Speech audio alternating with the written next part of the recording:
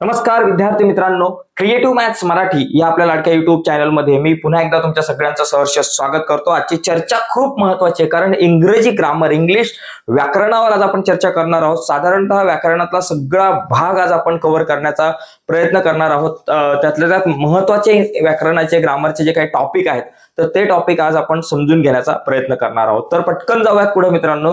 पुढे जाण्याच्या अगोदर एक छोटीशी रिक्वेस्ट आहे, जर नवीन असाल तुम्ही आपल्या युट्यूब चॅनलवर आणि अजूनपर्यंत आपला चॅनल सबस्क्राइब नसेल केला तर आत्ताच आपला चॅनल सबस्क्राइब करा आणि नुसतंच चॅनल सबस्क्राइब नका करू, त्या बाजूला एक बेलचं बटन आहे ते सुद्धा दाबा, जेणेकरून आम्ही अपलोड केलेल्या प्रत्येक नवीन व्हिडिओची नोटिफिकेशन सगळ्यात अगोदर तुमच्यापर्यंत पोहोचेल। तर जास्त बडबड न करता आपण पुढे जाऊयात। बघा, व्याकरणातले सगळ्यात महत्त्वाचे घटक आणि त्यातल्या त्या सगळ्यात इम्पॉर्टंट भाग म्हणजे टेन्स। तर टेन्सेस पासून आपण सुरुवात करूयात आणि सगळे घटक आज आपण कव्हर करायचा प्रयत्न करणार आहोत। सगळे म्हणजे जास्तीत जास्त घटक व्याकरणाचे आज आपण या व्हिडिओच्या माध्यमातून कव्हर करायचा एक प्रयत्न करतोय। तर बघा, या ठिकाणी लक्षात घ्या, व्याकरणामध्ये ग्रामरचे जे काही तुमचे 12 टेन्स आहेत ते मी फटाफट फास्ट तुम्हाला सांगणार आहे कारण आपल्याकडे वेळ खूप कमी आहे। तर समजा आता या ठिकाणी लक्षात घ्या, सिंपल प्रेझेंट टेन्स, तर ते रचना सूत्र काय, यस प्लस V1 प्लस ओ। लक्षात घ्या, सिंपल प्रेझेंट टेन्सचं रचना सूत्र काय, S plus V1 plus O. म्हणजे काय, ही इट्स अन ऍपल। आता म्हणजे वाक्य तयार होताना काय होतं, पहिला ही म्हणजे काय बाबा तुमचा असतो सब्जेक्ट, त्याच्यानंतर क्रियापदाचं नेहमी पहिलं रूप येतं इथं आणि त्याच्यानंतर तुमचा ऑब्जेक्ट आहे। आता या ठिकाणी लक्षात घ्या, क्रियापदाचं पहिलं रूप येतं पण इथं इटला यस प्रत्यय लागलाय।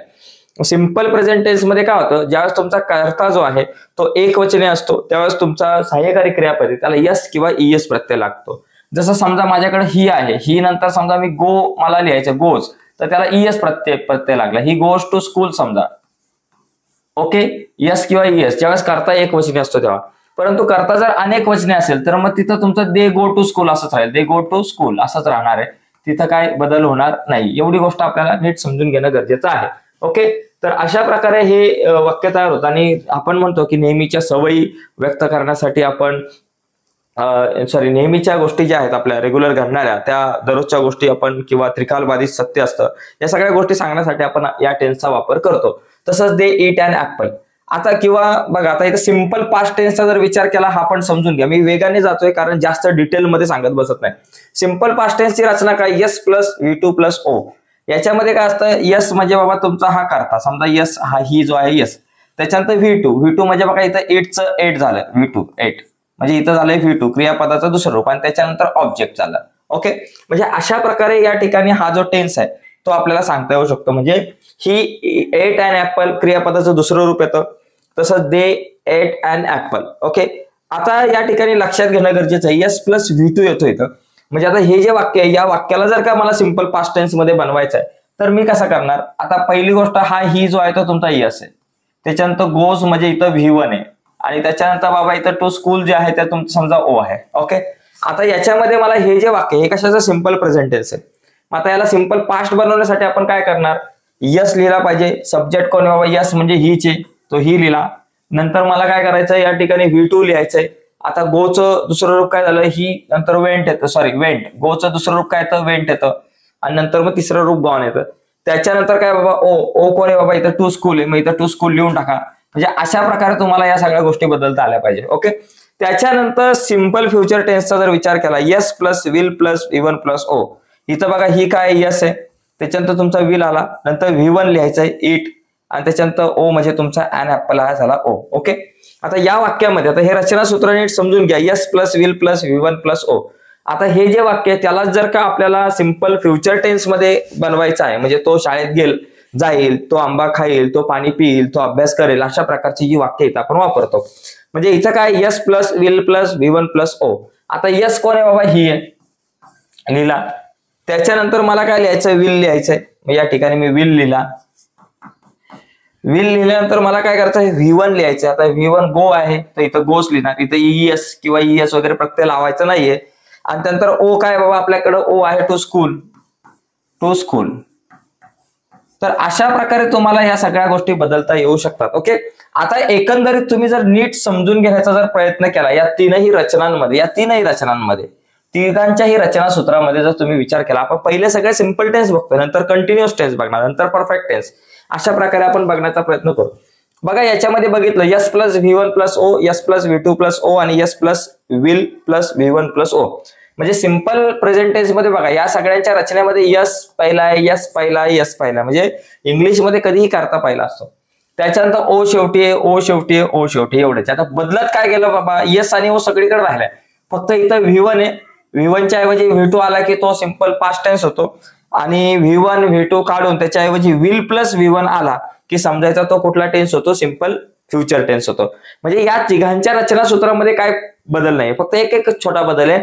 इथं V1 असतो, इथं V2 असतो, आणि इथं विल प्लस V1 असतो. हे छोटे छोटे बदल लक्षात ठेवले पाहिजे आपल्याला. त्याच्यानंतर पुढचा मुद्दा बघा आपण या ठिकाणी समजून घेऊया. इथं बघा प्रेझेंट कंटिन्युअस टेन्स.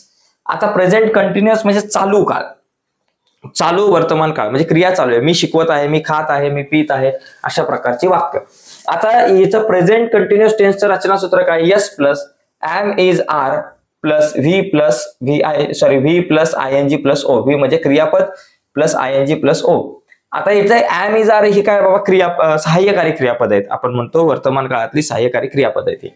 आता या ठिकाणी बघा आपण समजून घेऊ. इथं बघा हे वाक्य कसं तयार झालं की यस म्हणजे हा ही म्हणजे यस आहे, नंतर एम इज आर पैकी इज वापरला आपण, नंतर व्ही म्हणजे इट आहे त्याला आयएनजी लावला, आणि नंतर एन ऍपल.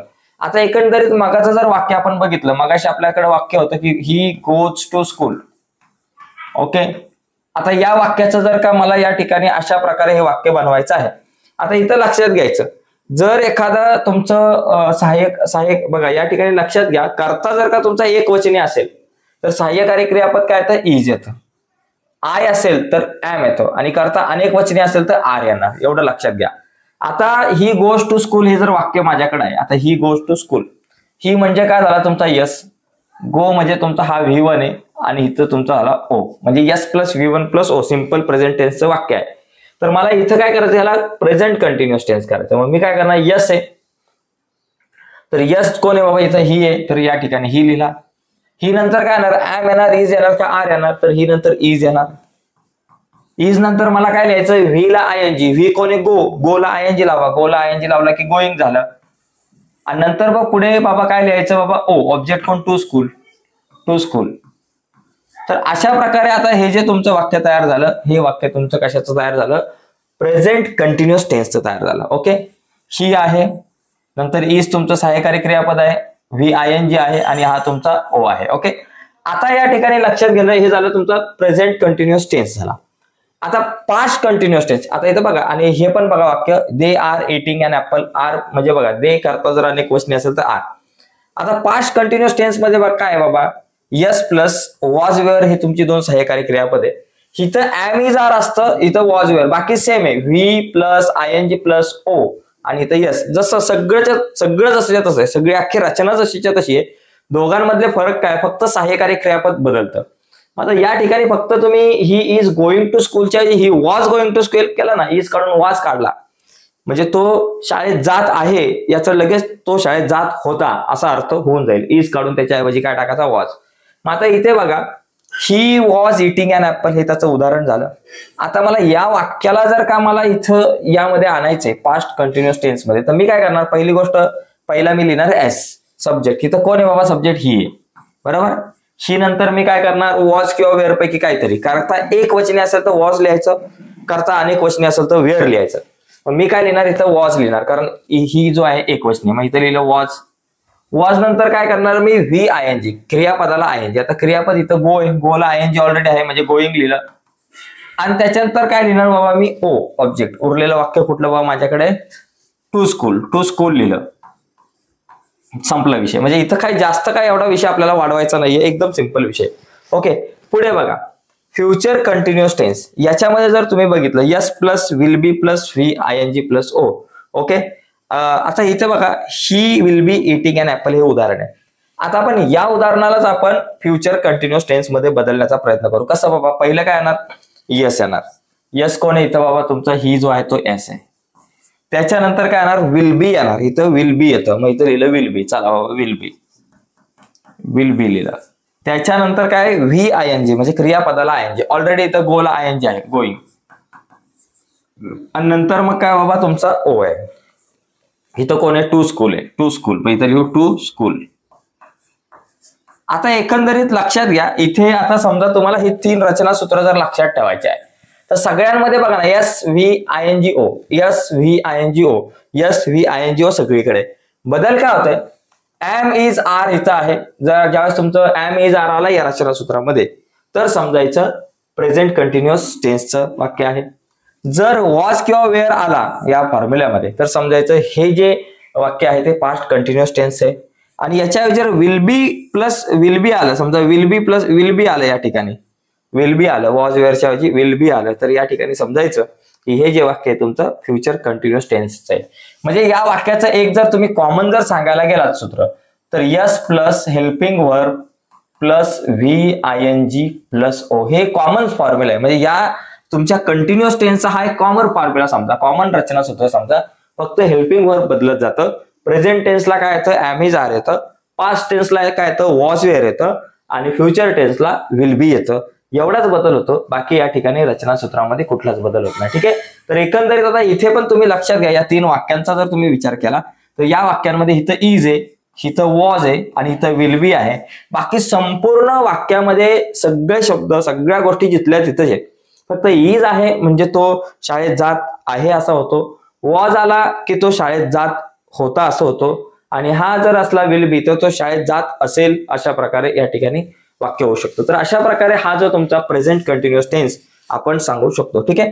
आता यानंतर पुढचा टेन्स आपल्याकडे परफेक्ट टेन्स जे आहे तर ते परफेक्ट टेन्स आपण समजून घेऊयात. तर परफेक्ट टेन्स मध्ये बघा काय असतं, V3 येतो. प्रेझेंट परफेक्ट टेन्स मध्ये यस प्लस हॅव किंवा हॅज आणि प्लस V3 प्लस ओ. आता मगाचं जर आपण वाक्य बघितलं, he goes to school. Okay, हे जे वाक्य होतं या वाक्यामध्ये काय काय आहे, या वाक्यामध्ये बाबा ही जो आहे तो तुमचा सब्जेक्ट आहे, हा गोज म्हणजे इथं तुमच्याकडे V1 आहे आणि इथं टू स्कूल म्हणजे बाबा तुमच्याकडे ऑब्जेक्ट आहे. ओके, तर या ठिकाणी हे जे वाक्य आहे सिंपल प्रेझेंट टेन्सचं वाक्य आहे. आता या सेंटेन्स मधचा जर विचार केला तर याला आपण या तिघांमध्ये कन्वर्ट करू. मला प्रेझेंट परफेक्ट टेन्स मध्ये काय यस प्लस हॅव किंवा हॅज, करता जर तुमचा आय असेल किंवा अनेक वचने असेल तर हॅवचा वापर करायचा, आणि करता जर का एक वचने असेल तर या ठिकाणी हॅजचा वापर करायचा. आता मी पहिला यस लिहिणार. यस कोण येतं, ही आहे. ही नंतर मला काय हॅव किंवा हॅज. आता करता एकटाच एक वचने म्हणून आपण इथं लिहिणार ही हॅज.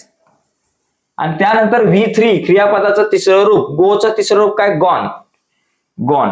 गोचं तिसरं रूप गॉन. आणि नंतर बाबा तुमचा ओ, टू स्कूल जसं तसं टू स्कूल जसंच्या तसं, त्याच्यात काय बदल होणार नाही. ठीक आहे. आता इथे आपण चेक करू, पास्ट परफेक्ट टेन्सचा विचार केला तर यस प्लस हॅड येतं. इथं हॅव हॅज येतं आणि इथं हॅड. करता एक वचने असू दे अनेक वचने असू दे हॅड येतं. आणि नंतर V3 प्लस ओ येतं. मग आता इथे बघा, इथं जर मला तसा तिथं जर बदल करायचा असेल तर पहिला मी यस लिहिणार. यस कोण आहे बाबा, ही आहे. मग तिथं मी ही लिहितो. ही नंतर मला काय पाहिजे बाबा, हॅड पाहिजे. मग ही नंतर मी हॅड लिहितो. हॅड नंतर मला काय पाहिजे बाबा, V3 पाहिजे. V3 म्हणजे क्रियापदाचं तिसरं रूप. आता गॉनच आहे, गो वेंट गॉनच आहे, मग या ठिकाणी गॉन लिहिणार. आणि बाकी ओ, टू स्कूल जसं तसं, तिथं काय बदल होणार नाही. झालं. त्याच्यानंतर आपण पुढे बघूयात. बघा फ्युचर परफेक्ट टेन्स याचा जर विचार केला तर यस प्लस विल हॅव येतं, V3 येतं, ओ येतं, एवढाच फरक आहे. तसं इथं बघा यस कोण आहे बाबा, ही आहे. मग ही लिहिलं. ही नंतर काय बाबा विल हॅव आलं पाहिजे. मग या ठिकाणी विल हॅव लिहिलं. विल हॅव नंतर मला काय पाहिजे, V3 पाहिजे. V3 म्हणजे गॉनच आहे. ओके. आणि नंतर मग बाकी ओ म्हणजे टू स्कूल जसं आहे तसं टू स्कूल. बघा या ठिकाणी एक लक्षात घ्या गोष्ट की या तीनही रचना सूत्रांमध्ये जर तुम्ही बघितलं, इथं रचना सूत्र कसं आहे, S plus helping verb plus V3 plus O. या ठिकाणी हेल्पिंग वर्ब कसं बदलतं, जर तुमचा वाक्य जर प्रेझेंट परफेक्ट टेन्सचा असेल तर हॅव किंवा हॅज असेल हेल्पिंग वर्ब, पास्ट परफेक्ट असेल तर हॅड असेल हेल्पिंग वर्ब, आणि त्याच्यानंतर फ्युचर परफेक्ट असेल तर विल हॅव असणार आहे. तर अशा प्रकारे एवढाच बदल होतो. या 3 वाक्यांचा जर तुम्ही विचार केला तर याच्यामध्ये काय बाबा, इथं हॅज लिहिला, इथं हॅड लिहिला आणि इथं विल हॅव लिहिला, एवढाच बदल आहे 3 वाक्यांमध्ये. बाकी कुठंच काही बदल नाहीये. हॅज आला किंवा हॅव आला तर समजायचं प्रेझेंट परफेक्ट आहे, हॅड आला तर समजायचं पास्ट परफेक्ट आहे, आणि विल हॅव आला तर इथं समजायचं फ्युचर परफेक्ट आहे. एवढाच बदल या ठिकाणी आहे. तर ह्या सगळ्या गोष्टी तुम्ही नीट समजून घेतल्या पाहिजे. टेन्सेस जर तुम्हाला समजले तर तुम्हाला बाकी सगळे घटक समजायला सोपं जातील. क्वेश्चन टॅग असेल, व्हॉइस असेल, इतर बरेचसे घटक आहेत ते समजून घ्यायला तुम्हाला खूप सोपं जाईल. जर तुम्हाला टेन्स येत असेल तर, नाहीतर मग खूप कठीण जाईल. याच्यानंतर पुढे बघा, आता हे जे तीन जे काळ आहेत ते मी तुम्हाला जास्त डिटेलमध्ये आता काय सांगत नाही, कारण या तीन काळांचा उपयोग तुम्हाला खूप कमी होतो. तरी सुद्धा याचा स्क्रीनशॉट मारून घ्या, याचे रचनासूत्र घ्या, कारण लास्ट मिनिट रिव्हिजन आहे आणि त्याच्यामध्ये सगळे घटक नाही तर परीक्षेच्या अनुषंगाने इम्पॉर्टंट. हे 3 टेन्स का घेत नाही याची अनेक कारण आहे, की पहिली गोष्ट या प्रकारचा टेन्सवरती अजून प्रश्न विचारला गेला नाहीये. दुसरी गोष्ट, व्हॉइस बदलत असताना सुद्धा या 3 टेन्सचा तुम्हाला उपयोग होत नाहीये. व्हॉइस मध्ये ऍक्टिव्ह व्हॉइसचं पॅसिव्ह व्हॉइस करत असताना सुद्धा या 3 टेन्सचा तुम्हाला उपयोग होत नाही. त्याच्यामुळे आपण हे थोडंसं स्किप करू, पुढे जातोय. जे घटक महत्वाचे त्यावर चर्चा करू. आता इथे एक लक्षात घ्या, आता मला समजा हे जे सेंटेन्स आहे, इथे एक प्रश्न आला होता मार्च 2020 ला, की the beggar and the young girl were playing on the road, rewrite in present continuous tense. आता प्रेझेंट कंटिन्युअस टेन्सच्या अगोदर इथं 2 प्रकारचे प्रश्न येऊ शकतात. पहिली गोष्ट, टेन्स कुठला आहे ते ओळखा. आता याला आपण ओळखू बाबा कुठला आहे, the beggar and the young girl. आता इथं beggar and the young girl हा एक एवढा मोठा सब्जेक्ट असल्याचं आपल्याला दिसून येत आहे. हा यस आहे, बरोबर, हा एवढा मोठा यस आहे तुमच्याकडे. त्याच्यानंतर वेअर आलाय, सहाय्यकारी क्रियापद आलाय, आणि त्याच्यानंतर प्लेइंग आलाय, म्हणजे व्ही प्लस आयएनजी या ठिकाणी आलाय. व्हीला आयएनजी, बरोबर ना, म्हणजे तुमचा चालू काळ आहे, कंटिन्युअस टेन्स आहे. पण कुठला इथं वेअर आलाय म्हणजे भूतकाळ आला, म्हणजे तुमचा पास्ट कंटिन्युअस टेन्स आहे. म्हणजे जर वाक्य ओळखायला सांगितलं तर हा पास्ट कंटिन्युअस टेन्स, आणि नंतर ऑन द रोड बाबा तुमचं समजा ऑब्जेक्ट आहे. मग आता मला काय करायचं, प्रेझेंट कंटिन्युअस टेन्स करायचं. आता प्रेझेंट कंटिन्युअस टेन्सचं रचना सूत्र काय, S plus am is are plus V I N G plus O. आता या संपूर्ण सेंटेन्स मध्ये मला सांगा, यस कोण आहे, the beggar and the young girl, हा यस सब्जेक्ट आहे तुमचा. मग या ठिकाणी आपण लिहू the beggar and the young girl. चला, यंग गर्ल, ओके. त्याच्यानंतर मला एम इज आर पैकी काय लिहायचंय बघा, इथं मला यस लिहिला, सब्जेक्ट लिहिला. आता मला काय करायचं, प्रेझेंट कंटिन्युअस टेन्स मध्ये आणायचंय. तर मी एम इज आर पैकी काय लिहिणार, आता हे दोघं जण आहे, बेगर अँड यंग गर्ल दोघं जण आहे. एकटा असता तर इज लिहिला असता, आय असतं तर एम लिहिला असता, पण दोघं जण असल्यामुळे आर लिहिणार. आणि नंतर V I N G, V कोण आहे, प्ले, आणि त्याला प्लेला ऑलरेडी आय एन जी आहे, प्लेइंग. मग इथे या ठिकाणी प्लेइंग आपण या ठिकाणी लिहू, प्लेइंग ऑन द रोड. एक लक्षात घ्या मित्रांनो, इथं बदलत असताना सेंटेन्स फक्त एकच बदल झालाय, वेअरच्या ऐवजी आर आला, तुमचा 1 मार्क फिक्स झाला. मार्च 2020 ला हा प्रश्न आला होता. टेन्स करणं खूप गरजेचं आहे, कारण दरवर्षी या घटकावरती 100% प्रश्न येतो. आता I heard a group of strict dogs barking. तर या ठिकाणी आता हे जे काही वाक्य आहेत, आता प्रेझेंट कंटिन्युअस टेन्स. आता इथं आय हिअर्ड, आता इथं एक लक्षात घ्या, आय हिअर्ड म्हणजे या ठिकाणी हिअरचं दुसरं रूप आहे, V2 आहे, ओके. मग V2 आहे, मग या ठिकाणी काय करावं लागणार, इथं तुम्हाला काय करायचं, प्रेझेंट कंटिन्युअस टेन्स. मग प्रेझेंट कंटिन्युअस टेन्स म्हणजे काय, तर तुमच्याकडे S plus am is are plus V I N G plus O. आता मी वाक्य काय सोडून दाखवत नाही. पहिलं तुम्ही या ठिकाणी बघा, हा जो तुमचा काय हवा, इथं ओ आहे, इथं V2 आहे, आणि नंतर बाकी सगळी गोष्ट जी आहे ती ओ पकडा. मग इथं तुम्ही काय करणार, यस कोण आहे बाबा, आय. मग इथं आय लिहा, आय नंतर एम लिहिणार, आणि हिअरच्या ऐवजी हिअरिंग, आणि नंतर मग पुढे अ ग्रुप ऑफ स्ट्रीट डॉग वगैरे तुम्ही ते लिहू शकता. आता इथं मी वाक्य कशी बनवायची, काय करायचं होतं तुम्हाला एक वाक्य सांगितलंय, बाकी सगळ्या गोष्टी तुम्ही आता करू शकता, okay. Past perfect continuous tense, हा परफेक्ट कंटिन्युअस टेन्सचे एक उदाहरण आहे. तर तुम्ही ह्या सगळ्या गोष्टी बदला, ओके. ठीक आहे, आता या बाकी सगळ्या गोष्टी क्वेश्चन मी बघत नाहीये, फक्त आपल्याला आता पुढचा जो टॉपिक आहे त्याच्याकडे जाणं गरजेचं आहे. पुढचा टॉपिक म्हणजे व्हॉइस. आता आपण व्हॉइस कडे वळूयात. तर टेन्स तुमच्या लक्षात आला असेल, आता व्हॉइस कडे आपल्याला वळायचंय. काही इम्पॉर्टंट क्वेश्चन सुद्धा आपण बघितलेले आहे टेन्सचे. आता व्हॉइस कडे वळताना तुम्हाला लक्षात घ्या की हा टेबल माहिती पाहिजे, की या ठिकाणी बघा प्रथमाचं द्वितीय होतं, कारण तुमचं ऍक्टिव्ह व्हॉइसचं पॅसिव्ह व्हॉइस होत असताना ज्यावेळेस तुमचा सब्जेक्ट पलीकडे जातो, कारण सब्जेक्ट तुमचा शेवटी जातो, त्यावेळेस तुम्हाला सब्जेक्ट हे करत असताना तुमचा सब्जेक्टची विभक्ती बदलते, प्रथमची द्वितीय होते. मग आयचं मी होतं, वीचं अस होतं, यूचं यूच राहतं, हिचं हिम होतं, शीचं हर होतं, इटचं इट, आणि देचं देम होतं, ओके. या गोष्टी माहिती पाहिजेत. आणि त्याच्यानंतर 2 चार्ट आहेत, ऍक्च्युअली एकच चार्ट येतो, पण 2-3 टप्प्यामध्ये आलेला बघा इथं. आता याच्यात लक्षात घ्या, यामध्ये ज्यावेळेस व्हॉइसचा जर विचार केला तर व्हॉइस मध्ये काही 8च टेन्स आहेत की ज्याच्यामध्ये तुम्हाला ऍक्टिव्ह व्हॉइसचं पॅसिव्ह व्हॉइस करता येतं. तर त्याच्यामध्ये आता या ठिकाणी इथे हे टेन्स आता समजून घ्या. पहिली गोष्ट simple present tense, simple past tense आणि सिंपल फ्युचर टेन्स. पहिले सगळे सिंपल टेन्स घेतले. आता तुम्हाला माहिती आहे शी सिंग्स अ सॉन्ग म्हणजे S plus V1 plus O हा झाला तुमचा सिंपल प्रेझेंट टेन्स मागाशी बघितला. यस प्लस V2 प्लस ओ V2 आला म्हणजे सिंपल पास्ट टेन्स झाला. आणि विल आला म्हणजे तुमचा समजायचा हा कुठला आला, विल प्लस V1 जर आला, विल प्लस V1 जर आला तर समजायचं सिंपल फ्युचर टेन्स आहे. आधी सिंपल प्रेझेंट टेन्सचं जर ऍक्टिव्ह व्हाईसचं वाक्य हे असेल आपण टेन्स मध्ये बघितलं तर त्याचं पॅसिव्ह व्हाईस अशा प्रकारे बनतं. पास्ट टेन्सचं पॅसिव्ह व्हाईस कसं बनतं, त्याच्यानंतर सिंपल फ्युचर टेन्सचं पॅसिव्ह व्हाईस कसं बनतं हे या ठिकाणी आपल्याकडे आहे. आता इथे एकंदरीत या सगळ्यांचे कॉमन रचना सूत्र जर सांगायचं झालं तर ओ प्लस हेल्पिंग वर्ब लक्षात घ्या plus V3 plus by plus S अशा प्रकारे. सिंपल जर टेन्स तुमचा असेल तर सिंपल टेन्सचं कॉमन रचना सूत्र हे काय, कॉमन रचना सूत्र सिंपल टेन्सचं. आणि जर तुमच्या मग त्यानुसार सिंपल टेन्स जर तुमचा प्रेझेंट आला तर helping verb am is are असणार आहे. पास्ट आला तर हेल्पिंग वर्ब वॉज वेअर असणार आहे. आणि त्याच्यानंतर जर का फ्युचर टेन्स आला तुमचा सिंपल फ्युचर टेन्स आला तर हेल्पिंग वर्ब तुमचा असणार आहे विल बी असणार. एवढाच फरक आहे. म्हणजे इथे फक्त हेल्पिंग वर्ब काय एम इज आर असू शकतं किंवा वॉज वेअर असू शकतं किंवा विल बी असू शकतं, एवढंच असू शकतं. आता शी सिंग्स अ सॉन्ग हे जे वाक्य आहे या वाक्याचा जर विचार केला तर या वाक्याचं जर का मला या ठिकाणी काय करायचं आहे, या वाक्याचं मला काय करायचं आहे ऍक्टिव्ह व्हाईसचं वाक्य त्याचं पॅसिव्ह व्हाईस मध्ये रूपांतर करायचं आहे. एकंदरीत बघा आपण कसं झालं बघा, शी सिंग्स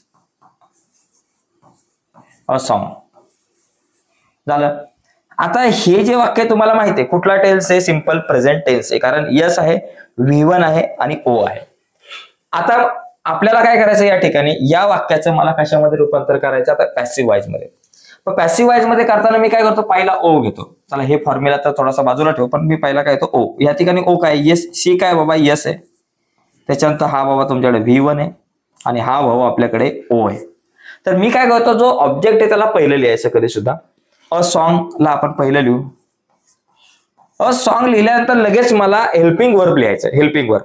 आता हेल्पिंग वर्ब लिहिताना टेन्स कुठला आहे, हा जो टेन्स आहे तो प्रेझेंट टेन्स आहे. मग प्रेझेंट टेन्स मधलं हेल्पिंग वर्ब काय एम इज आर लिहिणार आपण. सिंपल प्रेझेंट टेन्स आहे त्यातल्या त्यात, सिंपल प्रेझेंट टेन्स आहे म्हणून एम इज आर पैकी काहीतरी. आता इथं एम तर नाही वापरणार, इज वापरणार.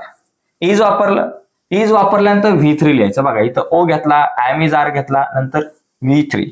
V3 म्हणजे सिंगचं तिसरं रूप काय झालं सन. सिंग सॅंग संग, संग लिहिलं.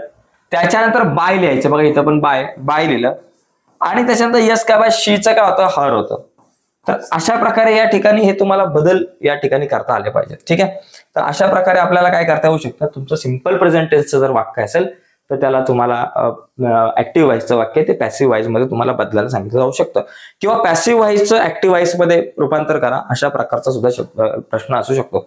आता he saw a dream at night. आता या ठिकाणी जर बघितलं he saw a dream at night. आता याच्यात लक्षात घ्या हा तुमच्याकडे यस आहे, हा तुमच्याकडे V2 आहे आणि हा ओ आहे आणि हे तुमचं इतर वाक्य आहे. बघा आता या ठिकाणी मला माहिती आहे की माझ्याकडे जर का व्हॉइस जर का आला म्हणजे मला जर का ऍक्टिव्हचं जर का पॅसिव्ह व्हॉइस करायचंय तर मी पहिला ऑब्जेक्ट लिहिणार. आता इथं ओ काय बाबा अ ड्रीम आहे, अ ड्रीम लिहिला बरं का. इथं बघा ओ आहे म्हणजे एकंदरीत हे रचना सूत्र अ ड्रीम लिहिलं, किंवा या सूत्राकडे बघा पहिला अ ड्रीम लिहिला. त्याच्यानंतर मला काय करायचं असतं वॉज किंवा वेअर पैकी काहीतरी लिहायचं, म्हणजे सहाय्यकारी क्रियापद लिहायचं. सहाय्यकारी क्रियापद लिहायचं, हेल्पिंग वर्ब लिहायचा. मग हेल्पिंग वर्ब लिहिताना मी वॉज किंवा वेअर पैकी काहीतरी लिहिला. तर ड्रीम एकच आहे म्हणून वॉज लिहिणार. त्याच्यानंतर पास्ट पार्टिसिपल या ठिकाणी सॉ आहे, सॉचं तिसरं रूप आहे तर सीन. ओके झालं. त्याच्यानंतर मी पास्ट पार्टिसिपल लिहिल्यानंतर बाय लिहायचं आणि नंतर काय बाय नंतर यस लिहायचं. बाय यस काय ही आहे मग हीच होणार हिम, हीच होणार हिम आणि नंतर मग पुढे ऍट नाईट आपलं राहिलं वाक्य ऍट नाईट. तर या अशा प्रकारे आपल्याला काही बदल करता येऊ शकतात. तर या व्हॉइस वरती मी ऑलरेडी एक वेगळी व्हिडिओ बनवले, तर ती व्हिडिओ जी आहे तर ती तुम्ही बघून घ्या नंतर. त्याचबरोबर आता इथे पण एकंदरीत लक्षात घ्या इथे पण कसा बदल झाला तर बघा S plus will plus V1 plus O असेल. म्हणजे Ram will read a book. Ram काय बाबा तुमच्याकडे यस आहे, त्याच्यानंतर विल आहे तुमच्याकडे, रीड काय बाबा तुमच्याकडे V1 आहे आणि अ बुक काय ऑब्जेक्ट आहे. तर काय येणार, पहिलं अ बुक लिहून टाकायचं, अ बुक. त्याच्यानंतर सहाय्यकारी क्रियापद काय आलं पाहिजे, विल बी आलं पाहिजे. बरोबर, इकडे ऍक्टिव्हचं पॅसिव्ह वाईज होताना पहिला ओ लिहिला, नंतर विल बी लिहिलं. त्याच्यानंतर पास्ट पार्टिसिपल तिसरं रूप कशाचं, रीडचं तिसरं रूप, रीडचं तिसरं रूप रीडच येतं. झालं. आणि त्याच्यानंतर मला लिहायचं बाय, लिहायचंय बाय लिहिलं. आणि त्याच्यानंतर काय राम, रामचं रामच, बाय राम. अशा प्रकारे आपल्याला हे वाक्य बनवता येऊ शकतं. म्हणजे एकंदरीत लक्षात घ्या, ते फॉर्म्युले रचना सूत्र आहे ती नीट समजून घ्या. एक कॉमन रचना सूत्र पण मी तुम्हाला सांगितलं, तर त्या गोष्टी आपल्याला लक्षात ठेवल्या पाहिजे, त्या समजून घेतल्या पाहिजे. त्याच्यानंतर इथे बघा, present continuous tense, past continuous tense ही दोन वाक्य. आता फ्युचर कंटिन्युअस टेन्सचं या ठिकाणी बदल होत नाही. आता या ठिकाणी आपण एक वाक्य घेऊयात, राम रीड अ बुक किंवा Ram is reading a book. Ram is reading a book हे जे वाक्य आहे. आणि इथं Ram was reading a book, Ram was reading a book, a book. आता आपल्याला माहिती आहे ही जी दोन्ही सेंटेन्सेस आहे ती आयएनजी लागला म्हणजे ही जी दोन्ही सेंटेन्स जी आहे ती तुमची कंटिन्युअस टेन्स मधली आहे. इथं इज येतो म्हणजे हे प्रेझेंट कंटिन्युअस टेन्स आणि इथं वॉज येतो म्हणजे हे पास्ट कंटिन्युअस टेन्स. याच्यात जर बघितलं तर राम जो आहे तो तुमचा यस आहे, इज जे आहे ते तुमचं हेल्पिंग व्हर्ब आहे, रीडिंग म्हणजे तुमचं इथं व्ही आयएनजी आहे आणि अ बुक म्हणजे तुमच्याकडे ओ आहे. ओके. तसेच इथं राम म्हणजे तुमच्याकडे यस आहे, सब्जेक्ट आहे, वॉज आपल्याकडे हेल्पिंग व्हर्ब आहे, रीडिंग आपल्याकडे व्ही आयएनजी आहे आणि अ बुक जे आहे ते आपल्याकडे काय बाबा ओ आहे. आता मला ह्या दोन्ही टेन्स जे आहे या दोन्ही टेन्सचं मला काय करायचं, ऍक्टिव्ह व्हायचं पॅसिव्ह व्हायचं. ऍक्टिव्ह व्हायचं पॅसिव्ह व्हायचं बनवताना का बघा या ठिकाणी माझ्याकडे जर का पास्ट कंटिन्युअस असेल तर त्याचं काय होतं, O plus am is are plus being plus V3 plus by plus S. Okay. आणि जर का पास्ट कंटिन्युअस असेल तर O plus was were plus being plus past participle plus by plus S. दोघांमध्ये एकच बदल आहे, एम इज आर त्याऐवजी वॉज वेअर आहे, एम इज आर निघालं त्याच्याऐवजी वॉज वेअर आहे, बाकी काहीच चेंज नाही. म्हणजे कॉमन फॉर्म्युला काय बनू शकतो तुमचा, O plus helping verb plus being plus V3 plus O. हे कॉमन सूत्र झालं, याचं कॉमन स्ट्रक्चर झालं. आणि त्याच्यामध्ये जर पास्ट प्रेझेंट टेन्स असेल तर एम इज आर येईल हेल्पिंग व्हर्बच्या ऐवजी, पास्ट टेन्स असेल तर वॉज वेअर येईल, बाकी सगळं स्ट्रक्चर तुमचं कॉमन आहे. इथं यस झाला, शेवटी काय बाबा यस आहे. आता मला लक्षात घ्या इथं मी काय करणार, सगळ्यात पहिली गोष्ट मी कॉमन सूत्रानुसार जाईल. चला बघतो. पहिलं काय बाबा मला ओ लिहिलं पाहिजे. आता इथं ओ कोण आहे, अ बुक आहे, अ बुक लिहिलं. त्याच्यानंतर मला हेल्पिंग व्हर्ब पाहिजे, हेल्पिंग व्हर्ब. काळ कुठला आहे बाबा तुमचा, हा जो काळ आहे प्रेझेंट टेन्स आहे, प्रेझेंट कंटिन्युअस. मग हेल्पिंग वर्ब काय बाबा प्रेझेंटचं आलं पाहिजे, एम इज आर पैकी काहीतरी आलं पाहिजे, बुक एकटे म्हणून इज.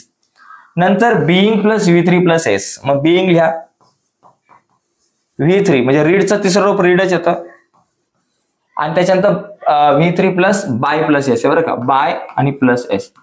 त्याच्यानंतर काय लिहिणार मी, बाय लिहिणार आणि नंतर यस कोण आहे बाबा, राम आहे, बाय राम. संपला विषय, बाकी काय विषय नाही, एकदम सिंपल विषय. इथं काय करणार मी, माझ्या एकदम कॉमन फॉर्म्युलानुसार पहिला ओ घेतो. ओ कोण आहे बाबा, अ बुक आहे. त्याच्यानंतर हेल्पिंग व्हर्ब, काळ कुठला आहे तुमचा, पास्ट आहे म्हणजे हेल्पिंग व्हर्ब वॉज किंवा वेअर असणार. बरं, बुक एकटच आहे म्हणून वॉज.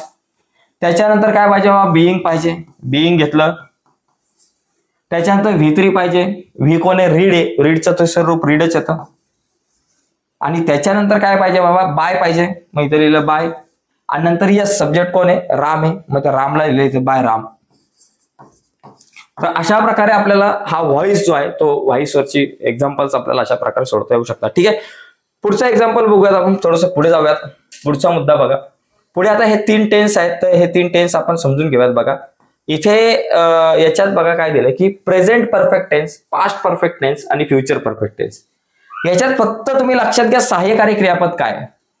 इथे आहे तुमच्याकडे हॅव हॅज आहे, इथे तुमच्याकडे फक्त हॅड आहे आणि इथं तुमच्याकडे विल हॅव आहे, बाकी काहीच फरक नाहीये. तुम्ही जर कॉमन स्ट्रक्चर जर बघितलं तर इथं ओ येतो प्लस हेल्पिंग व्हर्ब येतं प्लस बीन येतं, इथं मिस्टर बीन आपल्याकडे त्याची एंट्री होते, प्लस V3 येतं प्लस बाय येतं आणि प्लस एस येतं. हे कॉमन स्ट्रक्चर लक्षात ठेवा तुम्ही. हे 3 स्ट्रक्चर लक्षात ठेवायची गरज नाही. कॉमन स्ट्रक्चर लक्षात ठेवलं तर मग तुम्ही लक्षात घ्या, प्रेझेंट असेल तर हॅव किंवा हॅज, प्रेझेंट परफेक्ट असेल तर हॅव किंवा हॅज, पास्ट परफेक्ट असेल तर हॅड हेल्पिंग वर्ब, आणि फ्युचर परफेक्ट असेल तर हेल्पिंग वर्ब येतं विल हॅव. 3 गोष्टी लक्षात ठेवायच्या आहेत. बाकी ह्या 3 फॉर्म्युलांकडे मी जात नाही. एक कॉमन फॉर्म्युला लक्षात घ्या, कॉमन स्ट्रक्चर लक्षात घ्या. आता या ठिकाणी मी तेच वाक्य घेतो, Ram read a book. A book हे वाक्य समजा मी घेतलं. या वाक्यामध्ये आता तुम्हाला माहिती आहे, या वाक्याचा जर तुम्ही एक विचार केला, Ram read a book, sorry Ram read a book नाही, राम हॅज रेड, तिसरं रूप बरं का, रीडच येतं बरं का. Ram had read a book. आता Ram had read a book आणि दुसरं एक वाक्य घेऊ आपण, राम इथं हॅज झालं, Ram had read a book. ही दोन्ही जी सेंटेन्स आहेत या दोघांचा जर तुम्ही विचार केला तर इथे बघा, राम जो आहे तो तुमच्याकडे येस आहे, हॅज जे आहे ते हेल्पिंग वर्ब आहे, हे रीड जे आहे ते V3 आहे, आणि अ बुक आपल्याकडे या ठिकाणी ऑब्जेक्ट आहे. हे जे वाक्य आहे ते प्रेझेंट परफेक्ट टेन्स आहे, कारण V3 आला आणि हॅज आला. इथं जर बघितलं तर राम जे आहे ते तुमच्याकडे परत यस आहे, हॅड काय बाबा तुमचं हेल्पिंग वर्ब आहे, भूतकाळातलं आहे, रीड म्हणजे तुमचा V3 आहे, आणि हा अ बुक म्हणजे ओ आहे. ठीक आहे. आता तुमच्या लक्षात आलं की हे जे वाक्य हे कशाचं आहे, प्रेझेंट परफेक्ट टेन्स आहे, आणि इथे हॅड आहे म्हणून पास्ट परफेक्ट टेन्स आहे. आता मला याचं ऍक्टिव्हचं पॅसिव्हाइज करायचंय. पहिली गोष्ट मी काय करणार, काय लिहिणार बाबा, पहिला इथं बघा, पहिला ओ लिहायचा मला. ओ कोणी, अ बुक आहे, चला लिहिलं मी, अ बुक लिहिलं. त्याच्यानंतर मला हेल्पिंग व्हर्ब लिहायचा. आता मी हेल्पिंग व्हर्ब काय लिहिणार, हेल्पिंग वर्ब मला काय करायचं, या ठिकाणी तुमचा हा काळ कुठला आहे बाबा, प्रेझेंट टेन्स आहे. मग मी ते ऍक्च्युअली हेच लिहायचं, इथे जे हॅज आहे तेच, हॅव किंवा हॅज पैकी काहीतरी लिहिणार, हे हॅज लिहिणार. या ठिकाणी हॅज, एकटंच पुस्तक आहे म्हणून हॅज आहे, बुक्स असतं तर मग या ठिकाणी तुमचं हॅव आलं असतं. बुक हॅज लिहिलं बघा, हॅव किंवा हॅज मधलं हॅज लिहिलं हेल्पिंग वर्ब. त्याच्यानंतर बिन, मिस्टर बिन, आणि त्याच्यानंतर व्ही कोणी, रीडचं तिसरं रूप रीडच येणार, आणि नंतर बाय, यस कोणी, राम आहे, मग या ठिकाणी लिहिलं राम, संपला विषय. तसंच इथे मी काय करणार, पहिला घेणार ऑब्जेक्ट, ओ कोणी बाबा, अ बुक. त्याच्यानंतर मला काय हेल्पिंग वर्ब पाहिजे. आता हेल्पिंग वर्ब हा हॅड आहे, म्हणजे काळ कुठलाही भूतकाळ, भूतकाळामधले तुम्ही हॅडच वापरता, अ बुक हॅड. त्याच्यानंतर मला काय करायचं, V3 घ्यायचं. V3 काय बाबा, या ठिकाणी V3 रीड आहे, रीडचं तिसरं रूप रीडच येणार. त्याच्यानंतर मला काय लिहायचं, बाय आणि नंतर यस, बाय लिहायचा, नंतर यस कोणी बाबा, रामच आहे, मग तुम्ही राम घेतला. ओके. आता हे सगळं झालं. आता तुम्ही हे सेंटेन्स तुमच्या लेवलला समजून घेण्याचा प्रयत्न करा. ठीक आहे. तर अशा प्रकारे मित्रांनो आपण व्हॉइस जो आहे ऍक्टिव्ह व्हॉइसचं पॅसिव्ह व्हॉइस मध्ये रूपांतर आपण करू शकतो. अजून काही गोष्ट लक्षात घ्या, इथं काही वाक्य आहेत, तर या मुद्द्यावरती मी आता जास्त चर्चा करत नाही. इम्परेटिव्ह सेंटेन्स असेल तर, म्हणजे जर गिव्ह द ऑर्डर असेल, समजा गिव्ह द ऑर्डर म्हणजे जिथं तुम्हाला या म्हणजे ऑर्डर सोडलेली आहे, आज्ञार्थी वाक्य असेल, आणि ज्याची सुरुवात जी आहे ती कधीही तुमच्या वर्ब पासून होते, क्रियापदापासून होते, जसं गिव्ह द ऑर्डर आहे. तर याला जर का गिव्ह द ऑर्डर हे जर वाक्य तुम्ही जर समजून घेतलं तर इथं व्ही प्लस होते. गिव्ह म्हणजे तुमच्याकडे एक व्ही आहे, बरोबर, व्ही म्हणजे तुमच्याकडे या ठिकाणी वर्ब आहे. अशा प्रकारचं सुद्धा वाक्य होऊ शकतं. पहिला वर्ब आला, इथं व्ही आला, आणि द ऑर्डर या ठिकाणी तुमचा ओ आहे. तर अशा प्रकारचं जर पॅसिव्ह व्हॉइस होत असताना रचना सूत्र काय बाबा, लेट पासून सुरुवात करायची. म्हणजे जसं इथे लेट या वाक्याचा जर मी विचार केला, लेट लिहिलं, नंतर तुमचा ऑब्जेक्ट काय बाबा, द ऑर्डर आहे, the order, let the order. त्याच्यानंतर मला काय लिहायचं, बी, नॉट नाही लिहायचा कारण जर नॉट नाहीये ना, म्हणून नॉट नाही, बी, आणि नंतर पास्ट पार्टिसिपल. मग गिव्हचं तिसरं रूप काय, गिव्हन. अशा प्रकारे आपण या ठिकाणी या गोष्टी करू शकतो. डोंट राईट इट, मग डोंट राईट इट म्हणजे काय, पहिलं बाबा लेट आहे, नंतर ऑब्जेक्ट कोण आहे बाबा, या ठिकाणी बघा ऑब्जेक्ट आहे इट, मग इट इट, डोंट इट, आणि त्याच्यानंतर बी येईल. आता इथे डोंट आहे म्हणजे नॉट बी आला नाही, तर नॉट, डोंट आल्यामुळे या ठिकाणी आपल्याला नॉट लिहायचं, नॉट नंतर बी लिहायचं, नॉट बी, आणि नंतर राईटचं रोट, राईट रोट रिटर्न. असं या ठिकाणी इथं वाक्य तुम्हाला लिहिता येऊ शकतो. तर याचा तुम्ही व्हॉइस बदलून दाखवा. ठीक आहे. पुढे जाऊयात आपण, जरा थोडंसं आपल्याकडे या ठिकाणी आता इथं ही त्याच प्रकारची वाक्य आहेत. आता पुढे जाऊ आपण. Question tag. मित्रांनो, क्वेश्चन टॅग हा जो घटक आहे, या घटकावर खूप वेळा म्हणजे जवळपास प्रत्येक वर्षी क्वेश्चन टॅग या घटकावरती आपल्याला प्रश्न विचारला जातो, त्याच्यामुळे हा भाग खूप इम्पॉर्टंट आहे. तर टॅग मध्ये आपल्याला काय करता येईल बघा, या ठिकाणी लक्षात घ्या. बघा इथे काय करायचं आपल्याला की Ram is a good boy हे जे वाक्य आहे होकारार्थी, जर तुमचं वाक्य होकारार्थी असेल तर त्याचा टॅग नकारार्थी करायचा, नकारार्थी असेल तर होकारार्थी. जसे तर Ram is a good boy, पहिलं वाक्य संपूर्ण जसं तसं लिहायचं, is a good boy, good boy, नंतर कॉमा द्यायचा आणि इथं इज आहे, नॉट आहे का याच्यामध्ये नाहीये, फक्त इज आहे. इज असल्यामुळे मग आपण काय करायचं, इजंट करायचं. इज नॉट असतं नुसतं इज लिहिलं असतं, इजंट, आणि नंतर हा जो तुमचा राम आहे, इजंट रामचं काय लिहायचं, ही इजंट ही, आपण सीता असतं तर शी लिहिलं असतं. आता इथे बघा Ram is not a good boy, आता हे वाक्य जर बघितलं, Ram is not a good boy, झालं, कॉमा लिहिला. त्याच्यात इज नॉट आहे म्हणजे याचा होकारार्थी करायचा, इज नॉट है ना, इज नॉट काढायचा, इज नॉट मधला तो नॉट आपण या वाक्यामध्ये तर लिहायचा तो नॉट, पण इथं फक्त इज लिहायचं, होकारार्थी आपल्याला टॅग करायचा आहे. इज रामचा होईल ही, इज ही, झालं. तर आणि प्रश्नचिन्ह शेवटी देणं खूप गरजेचं आहे. अशा प्रकारे आपल्याला हा बदल करता येऊ शकतो. टॅग खूप सोपा भाग आहे. आणि दुसरा एक महत्वाचा मुद्दा आहे, जर सहाय्यकारी क्रियापद जर नसेल वाक्यामध्ये, वाक्यात जर का तुम्हाला सहाय्यकारी क्रियापदच दिलं नसेल, तर वाक्य वर्तमान काळातलं असेल तर डू किंवा डजचा वापर करायचा, आणि वाक्य जर का भूतकाळात असेल तर या ठिकाणी डिडचा वापर या ठिकाणी आपण करू शकतो. ठीक आहे. आता या ठिकाणी लक्षात घ्या, राम गोज टू स्कूल, आता इथं डू वापरायचा का डज वापरायचा, हा एक महत्वाचा मुद्दा आहे, तर तो पण तुम्ही समजून घेणं गरजेचं आहे. मग आता वर्तमान काळामध्ये बघा, आता इथं जर ह्या वाक्याचा जर तुम्ही विचार केला तर इथं गोज आहे, म्हणजे तुमचं क्रियापद जे आहे त्याला यस किंवा ईएस प्रत्यय लागलेला आहे, किंवा तुमचा करता एक वचनी असेल, किंवा तुमचा करता एक वचनी असेल म्हणजे आय सोडून, तर तुम्ही या ठिकाणी डजचा वापर करायचा. ओके. जसं इथं होईल राम गोज टू स्कूल, आता मी पूर्ण वाक्य लिहित नाही, पूर्ण वाक्य लिहायचं, एक कॉमा द्यायचा, आणि गोज आहे म्हणून या ठिकाणी आता आपण काय करणार, डझंटचा वापर करणार. डझंट रामच्या ऐवजी ही या ठिकाणी आपण वापरणार. जर इथं रामच्या ऐवजी दे असतात, इथं बघा दे आहे, म्हणजे तुमच्या या ठिकाणी तुम्ही बघितलं गो आहे, म्हणजे तुमचं हे जे वाक्य आहे ते तुमचं सिंपल प्रेझेंट टेन्सचं आहे. ओके. इथे गो आहे मग या ठिकाणी कॉमा द्यायचा. आता या इथं करता तुमचा अनेक वचने आहे, आणि तुमचं जे सहाय्यकारी क्रियापद, आता लाईट गेले त्याच्यामुळे आपण थोड्या वेळाने कंटिन्यू करू. यस, तर मित्रांनो जरा लाईट गेल्यामुळे जरा गडबड आहे, त्याच्यामुळे आपण आताचं हे जे लेक्चर आहे ते इथं थांबवतोय, परंतु थोड्याच वेळानंतर लाईट आल्यानंतर आपण हे जे लेक्चर आहे इथून पुढचा जो भाग आहे तो सगळा पार्ट इथून पुढचा तो आपण कव्हर करूयात.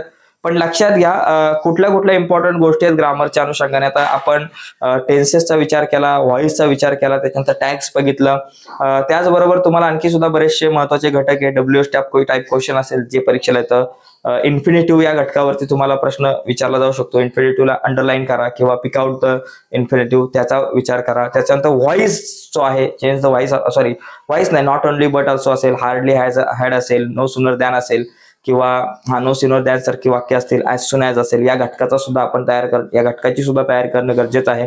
एबल टू, अनेबल टू, या सगळे घटक आहेत. तर या चर्चेमध्ये आपण इथं थांबतोय. पुढच्या लेक्चरमध्ये आपण इथून पुढचे जे घटक आहे लाईट आल्यानंतर ते आपण लवकरच कव्हर करायचा प्रयत्न करूयात. Yes, thank you.